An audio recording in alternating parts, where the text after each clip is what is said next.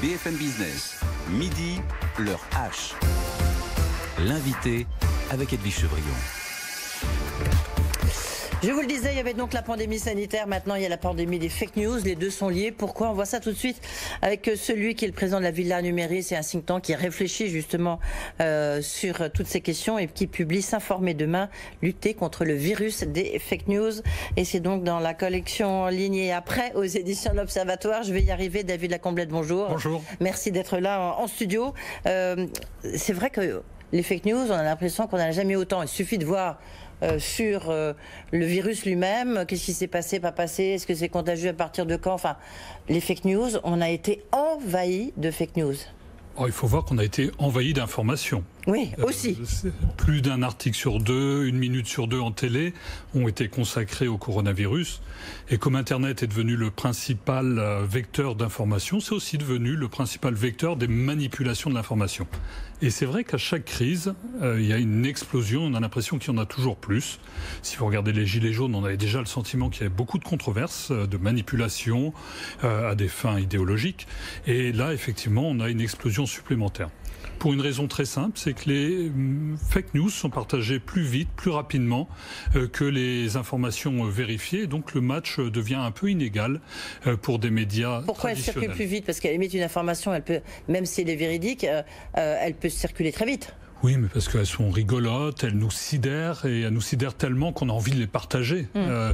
Et d'ailleurs, je vois bien que c'est une fausse information, on ne me la refait pas, sauf que j'oublie qu'en la partageant avec mes amis, mes collègues, je donne de mon crédit, et ça devient mon information, et c'est comme ça que vous retrouvez avec des choses assez grotesques, parfois risibles, et parfois plus dangereuses. Oui, c'est vrai ce que vous dites, c'est le fait de la retransmettre, en fait, ça transmet, ça crédibilise cette fake news. Exactement. Ouais.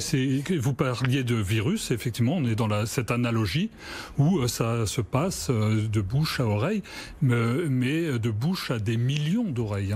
Vous dites qu'il faut des gestes barrières. À la limite, non, mais j'ai bien aimé le parallèle que vous faites entre la pandémie sanitaire et la pandémie des fake news. Et puis donc il y a des gestes barrières, et puis là il y a des gestes barrières à avoir pour empêcher justement ces fake news. Donc déjà, c'est pas la retweeter ou la relaquer. On voit bien que pour les virus du coronavirus, les gestes barrières qui consistent à se laver les mains et à avoir une distance sont les premiers gestes et les plus efficaces, qu'il l'aurait dit. Et effectivement, pour lutter contre les fake news, on est un peu dans le même cas d'école. Peut-être retourner 7 fois dans sa messagerie WhatsApp ou son fil Twitter ses messages avant de les poster. Les vérifier, ne pas croire tout ce que l'on voit et ne pas voir tout ce que l'on croit. Oui, il y a combien de fake news? Alors, je citais des chiffres, je crois que c'est de mémoire, il y a 84%, 85% des gens qui disent avoir été confrontés à des fake news, et vous dites, oui, mais parce que ces autres, ils ne se sont pas rendus compte que c'était une fake news. Oui. Alors effectivement, tous les sondages que l'on peut faire régulièrement montrent que 9 Français sur 10 ont conscience d'avoir été piégés. On peut craindre que le 10e ne l'ait pas vu. Mais ce qui est plus inquiétant, c'est que 6 Français sur 10 déclarent avoir déjà partagé des fake news en conscience. Et d'ailleurs, je vous renverrai vers une étude de Harvard cette semaine, montrant que les personnes les plus âgées sont celles qui partagent le plus, parce qu'elles sont un peu moins attentives et qu'elles le partagent plus rapidement, in fine. Or, ce que vous dites, en fait, on voit bien, c'est que d'abord, les démocraties ne mesurent pas l'ampleur de ce phénomène des fake news. 2, des régimes plus totalitaires, et on le voit bien, que ce soit sur le dossier du Brexit, que ce soit sur l'élection de Trump ou contre Hillary Clinton, on voit bien qu'il y a certains pays quand même qui utilisent ces fake news, et donc c'est vraiment devenu un outil de propagande. Qu'est-ce que doivent faire les démocraties, justement, pour en prendre conscience? Et puis, il ne suffit pas de prendre conscience, il faut lutter contre. Alors, ce qu'on entend par fake news, on est bien dans une information qui est manipulée volontairement à des fins mercantiles ou idéologique. Et sur le point de vue de l'idéologie, on a la Russie qui historiquement a fait de la manipulation de l'information, la propagande, une arme de guerre, et l'URSS avant. Le fait nouveau avec la crise, c'est que la Chine semble aussi mettre à profit la maîtrise de l'information pour, un, vendre la prétendue efficience de son régime, et deux, masquer aussi ses propres errements. Et d'autres pays vont y venir parce que ça coûte moins cher que d'investir dans les manipulations de l'information que dans des armes conventionnelles, avec somme toute peu de risques, si ce n'est de se faire rappeler à l'ordre par les pays dans lesquels vous agissez. Ça a été le cas de l'ambassadeur de Chine qui a été convoqué une fois. Il prend pas beaucoup de risques. Mais bon. Et c'est vrai que notre passivité, celle des démocraties, encourage ces régimes à continuer. Oui, puis en plus, on se souvient quand même des propos très forts d'Emmanuel Macron au moment où il a été élu, parce que lui, il a été un des premiers candidats à l'élection présidentielle française, je veux dire, victime de ces fake news. Hein, donc, c'est un des soucis, c'est que tant que vous n'avez pas vraiment été victime, dans l'essoreuse en quelque sorte, vous n'en prenez pas complètement conscience. Et c'est là où moi je propose qu'on change de doctrine, qu'on affirme une volonté forte de lutter contre ce phénomène et qu'on y mette les moyens. Ça peut passer par la création d'une agence indépendante, une plateforme de défense informationnelle dans laquelle vous réunissez tous les moyens. Aujourd'hui, tout le monde a conscience du phénomène, sauf que ces moyens sont disséminés. Je vous mets au défi de me dire qui lutte contre les fake news en France. Est-ce que c'est le ministère de la Culture, de la Communication, des Armées, des Affaires étrangères, le CSA? Tout le monde en réalité le fait, mais chacun dans son coin. Nous, les journalistes quand même aussi, parce qu'on essaye quand même, c'est notre rôle. Hein. Et ô combien, avec du fact-checking, qui est un retour d'ailleurs à l'origine même du métier, qui consiste à hiérarchiser, à aller vérifier les informations et en faire un récit. Sauf qu'avec la technologie, quand on arrive sur du fact-checking, on arrive parfois un peu trop tard parce que les machines ont appris des mensonges, ont fait des mensonges, des vérités, parce qu'on leur a inculqué il y a 2 ans de cela et qu'il est beaucoup trop tard. Et comme le phénomène se démultiplie, malheureusement, vous le savez bien, les rédactions, elles, ne se démultiplient pas. Bien sûr, et au contraire, le match devient vicié. Et c'est là où il faut coordonner les moyens, les bonnes volontés, les entreprises et les médias aussi, en leur donnant effectivement cette capacité de le faire. Oui, mais en même temps, cette plateforme, elle disposera de quels moyens? Quand vous voyez que chez Facebook, qui à la limite dit qu'il n'y a pas à lui forcément de réguler les fake news, mais ils ont quand même 15 000 régulateurs pour lutter contre la barbarie et surtout la barbarie en l'occurrence. Donc déjà, ils font des choses, mais est-ce que justement, ils devraient en faire encore plus? Alors, ils font des choses, mais charge à une instance comme celle-ci d'aller pointer du doigt les réseaux, d'aller prendre à leur propre piège ceux qui manipulent les informations en les montrant du doigt. Quand vous avez des acteurs qui reprennent à leur compte des théories farfelues, il faut juste le dire à un moment, parce qu'ils ont un crédit et qu'ils en portent sur beaucoup de personnes. Oui, mais regardez, le premier des fakers, on va dire, c'est Donald Trump. En l'occurrence, je crois que c'est le Washington Post qui a comptabilisé que depuis son élection, ça c'était à fin avril, il a émis 18 000 tweets qui étaient des fake news. Bien sûr. Ouais. Et donc effectivement... Donc vous voyez, si même le président américain s'y met, c'est un peu compliqué.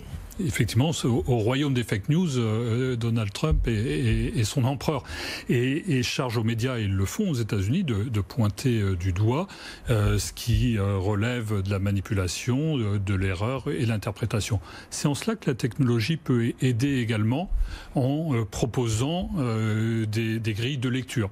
Si vous avez un site qui un jour fait une erreur sur l'âge de quelqu'un, sur un fait, on peut imaginer qu'il s'agissait d'une erreur, et d'ailleurs la plupart du temps il s'en excuse après, même quand ces erreurs sont grossières, on l'a vu récemment dans l'actualité.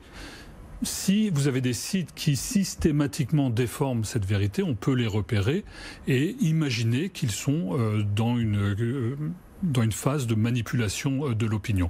Alors c'est assez insidieux, parce que souvent ces sites vous prennent par la main, vous racontent de belles vérités et changent au fur et à mesure les choses et vous faites berner sans même le savoir. Et donc rapidement, parce que j'ai encore 2 questions importantes, sur la plateforme que vous proposez, comment est-ce que vous la voyez fonctionner justement pour contrôler ces fake news? C'est de réunir les moyens, des analystes, des data scientists, des personnes qui savent repérer cela, qui vont pouvoir après saisir les tribunaux parce qu'il y a des lois et un arsenal qui permet aussi d'aller lutter contre, et enfin qui va mettre en place des moyens d'information et d'éducation. Ils existent déjà au sein du ministère de l'Éducation, mais comment vous les partagez au-delà des seuls enfants et étudiants? Oui, c'est l'enseignement et puis c'est lire votre livre peut-être. Non mais c'est important de montrer qu'il faut avoir des gestes barrières. Un mot, stop Covid. Pourquoi ça ne marche pas en France? Pourquoi c'est un échec? Alors parce que l'application a priori veut rien de dramatique, si. Non, sauf que on met tellement de herses de sécurité parce qu'on veut bien montrer que c'est anonyme, qu'on va pas prendre vos coordonnées et autres. On dépend pas d'Apple, qu'on dépend pas de ceci. On vous met plein de panneaux et honnêtement, au bout de la 5e alerte, vous dites c'est peut-être beaucoup payé. Et c'est vrai, et on l'a vu avec Stop Covid, on l'a vu avec le F-Data Hub récemment. Dès que l'État pointe le bout de son nez, ça devient suspect. Ouais. D'où l'intérêt et l'importance de réunir des partenaires privés, la société civile et des personnes irréprochables par leur expertise, par leur expérience pour garantir les libertés fondamentales, et c'est important dans une démocratie comme la nôtre. La 5G ici, on en parle beaucoup forcément, mais la 5G, on voit bien qu'il y a des maires qui commencent à s'interroger en disant, mais attendez, est-ce que ça n'est pas, c'est pas très mauvais, c'est anti-croissance verte et transition écologique. Il y a une enquête qui doit être conduite pour savoir l'impact que ça a, puis en même temps, vous avez le gouvernement qui maintient son calendrier. Où est le piège, j'ai envie de dire? Vous avez aimé la 4G, vous allez adorer la 5G. On est un peu dans une histoire sans fin. D'ailleurs, on le voit avec la crise sur le coronavirus. 30% d'augmentation du trafic Internet. Je vous renvoie vers le rapport sénatorial de la semaine dernière montrant qu'il y a un impact sur la couche d'ozone et les gaz à effet de serre de 2% avec une projection à 7% à l'horizon 2040. Et la 5G arrive. Sauf que c'est une technologie, et c'est là où les opérateurs vont devoir en faire la pédagogie, qui permet de se déclencher uniquement quand il y a une demande et de ne pas asperger d'ondes en permanence. Et donc certainement y a-t-il une voie de préservation de l'environnement et de son écologie personnelle. Et on le voit, il y a une aspiration forte à l'économie de soi-même et à l'économie des transports, du travail et à une certaine forme d'écologie de soi-même. Oui, et puis on voit bien quand même c'est ce qui peut permettre de travailler chez soi, qui peut permettre de faire des économies par ailleurs. Donc c'est pour ça qu'il faudra bien mettre dans la balance ce qu'on gagne d'un côté en faisant rouler moins de voitures et peut-être en surfant un peu plus sur Internet. Merci beaucoup. Merci à vous. David Lacomblette. Donc, je rappelle le titre de votre livre, S'informer demain, lutter contre le virus des fake news. Et c'est donc collection en ligne, forcément, aux éditions de l'Observatoire. Merci beaucoup.